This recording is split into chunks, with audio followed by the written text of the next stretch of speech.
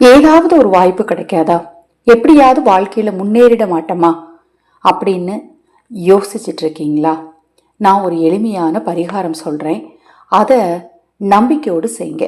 அதோடு சேர்த்து உங்க வீட்டில் விளக்கு பொருத்துறது, கோயிலுக்கு போறது, ராகு கால நேரத்துல அம்பாளுக்கு தீபம் ஏத்துறது, பஞ்சமி நாளில் வாராகிக்கு தீபம் ஏற்றுறது, அஷ்டமி நாளில் பைரவருக்கு தீபம் ஏற்றுறது, பௌர்ணமி நாளில் மகாலட்சுமி தாயாருக்கு தீபம் ஏற்றுறதுன்னு எல்லா தெய்வ வழிபாட்டிலையும் முக்கியமான இருக்கக்கூடிய ஒரு விஷயந்தான் தீபம் ஏற்றுறது. அந்த தீபத்தை உங்கள் வீட்டு பூஜையில் ஏற்றி வச்சுட்டு நான் சொல்லக்கூடிய இந்த ஒரு பரிகாரத்தை இரவு தூங்குறதுக்கு முன்னாடி செய்யுங்க, அல்லது காலை எழுந்ததும் செய்யுங்க. அதிகபட்சம் இந்த பரிகாரத்தை நீங்கள் செய்கிறதுக்கு சில நொடிகள் மட்டுமே போதுமானது. இந்த சில நொடிகள் நீங்கள் செய்யக்கூடிய பரிகாரத்தால் உங்கள் வாழ்க்கையில் பெரிய மாற்றம் நிச்சயமாக உண்டாகும், ஒரு திருப்பம் நிச்சயமாக உண்டாகும். நம்பிக்கையோடு செஞ்சு பாருங்கள். நிறைய பேர் ஒரு சில வார்த்தைகள் சொல்லி கேள்விப்பட்டிருப்பீங்க. வாய்ப்பு வாசல் வரைக்கும் வருது, ஆனால் எனக்கு கிடைக்க மாட்டேங்குது. பணம் வாசல் வரைக்கும் வருது, ஆனால் எனக்கு அது தேவைகள் பூர்த்தியாக மாட்டேங்குது. இது மாதிரி வாசல் வரைக்கும் வருது, ஆனால் எனக்கு அது கிடைக்க மாட்டேங்கி அப்படின்னு சொல்கிறவங்களுக்கு வாசலில் செய்யக்கூடிய பரிகாரம் தாங்க இது. நம்ம சேனலில் நான் போடக்கூடிய பதிவுகளில் உங்களுக்கு சந்தேகம் இருந்தாலும், பூஜை பொருட்கள் உங்களுக்கு தேவைப்பட்டாலும், உங்கள் தனிப்பட்ட பிரச்சனைகள் எதுவாக இருந்தாலும் சரி, அந்த பிரச்சனைகளுக்கு ஏற்ற முறையான பரிகாரங்கள் தெரிந்து கொள்ள விரும்பினாலும், அக்ஷய பாத்திரம் உணவளிக்கும் திட்டத்தின் மூலம் ஆதரவற்றவர்களுக்கு உணவளிக்க விரும்பினாலும் 9344692042 இந்த வாட்ஸ்அப் எண்ணிற்கு தொடர்பு கொள்ளுங்கள். அதை பற்றிய தெளிவான விளக்கம் உங்களுக்கு கொடுக்கிறேன். இப்ப நான் சொல்லக்கூடிய பரிகாரத்துக்கு தேவையான பொருள் அதிகபட்சம் ₹1 தாங்க செலவாகும். அதாவது நான் அதிகபட்சம் ₹1 ஒரே ஒரு பீஸுக்கு சொல்றேன். உங்க ஊர்ல அதோட விலை எப்படி இருக்கும்னு எனக்கு தெரியல. ஒரே ஒரு ₹5 கொட்டைப்பாக்கு இருக்கும் இல்லையா, அந்த பாக்கெட் வாங்கினீங்கன்னா அதில் 5 அல்லது 3 இருக்கும்னு நினைக்கிறேன்.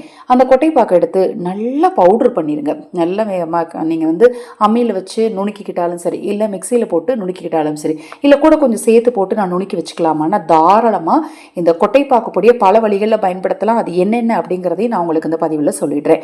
சிறிதளவு கொட்டைப்பாக்கை உங்கள் உள்ளங்கையில் வச்சு, அதாவது கொட்டைப்பாக்கு பொடியை உங்கள் உள்ளங்கையில் வச்சு, உங்களுக்கு என்ன வாய்ப்பு வாசல் வரைக்கும் வந்துட்டு தவறுதோ, என்ன பணம் வரவேண்டிய எந்த பணம் உங்களுக்கு வாசல் வரைக்கும் வந்துட்டு தவறுதோ அது உங்களுக்கு நடக்கணும்னு மனதார வேண்டிட்டு வாசல்ல உங்களுடைய மூச்சால ஊதி விடணும். மூச்சால ஊதி விடும் போது ஒரு முக்கிய குறிப்பு, எச்சில் படக்கூடாது. அப்போ இதை நீங்கள் செய்கிறதுக்கு முன்னாடி நல்லா முகம் கழுவிட்டு வாய் கொப்பளிச்சுட்டு நல்லா வாயை தொடச்சிட்டு ஒரே ஒரு நிமிஷம் மூச்சை உள்ளே வாங்கி வெளியே இழுத்து விட்டுட்டு நீங்கள் செஞ்சீங்கன்னா உமிழ்நீர் வெளியில் வராது. அந்த நீங்கள் ஊதுற காத்தால் அந்த கொட்டைப்பாக்கோட பொடி வந்து வீட்டுடைய நிலைவாசல், அதாவது நிலைவாசலுடைய வலது புறத்துலையும் இடது புறத்து கார்னர்லையும் கால்படுற இடத்துலலாம் வந்து ஊதி விட்டுறாதீங்க. வீட்டுக்கு வெளியில் நின்றுட்டும் இதை செய்யலாம், வீட்டுக்கு உள்ளே நின்றுட்டும் இதை செய்யலாம். அப்பார்ட்மெண்ட்டில் குடியிருக்கவங்களுமே கூட தாராளமாக செய்யலாம். சரி, இந்த கொட்டைப்பாக்கு பொடியை வச்சு வேறு என்னென்ன பயன்படுத்தலாம் அப்படின்னு பார்த்தீங்கன்னா, கொட்டைப்பாக்கு பொடியை ஒரு சின்ன மூட்டையாக கட்டி தலையணை கடியில் வச்சுக்கிட்டிங்கன்னா கெட்ட கனவே வராதுங்க.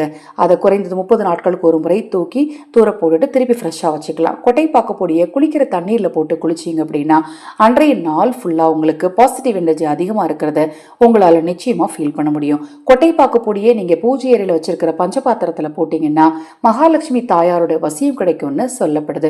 கொட்டைப்பாக்கு பொடியை நீங்க சமைக்கிற சமையல் அறையோட கல்லு வச்சிருப்பீங்க இல்லையா, அந்த மூலைகளில் தூவி விட்டீங்கன்னா உங்க வீட்டில் சாப்பாட்டுக்கு தட்டுப்பாடே இருக்காது. சாப்பாடு எப்பவும் இருந்துகிட்டே இருக்கும். சாப்பாடு வீணாகிறதும் குறையுங்க. இப்போ நான் சொன்ன இந்த விஷயத்தெல்லாம் இந்த கொட்டைப்பாக்கு பொடியை வச்சு நீங்க செஞ்சு பாருங்களேன், நிச்சயமாக மாற்றம் உண்டாகும். இப்போ நான் சொன்ன தகவல் உங்களுக்கு பயனுள்ளதாக இருக்குன்னு நினைச்சீங்கன்னா தவறாம நம்ம சேனலை தொடர்ந்து பாருங்க, லைக் பண்ணுங்க, உங்க நண்பர்களுக்கும் உறவினர்களுக்கும் ஷேர் பண்ணுங்க. உங்களுக்கு எந்த தெய்வத்தை பிடிக்கும் அப்படின்னு கமெண்ட் பண்ணுங்க. ஹரஹர சங்கர ஜெய ஜெயசங்கர. மகாபெரிவா திருவடி பாதம் சரணம் சரணம். நல்லதே நடக்கட்டும்.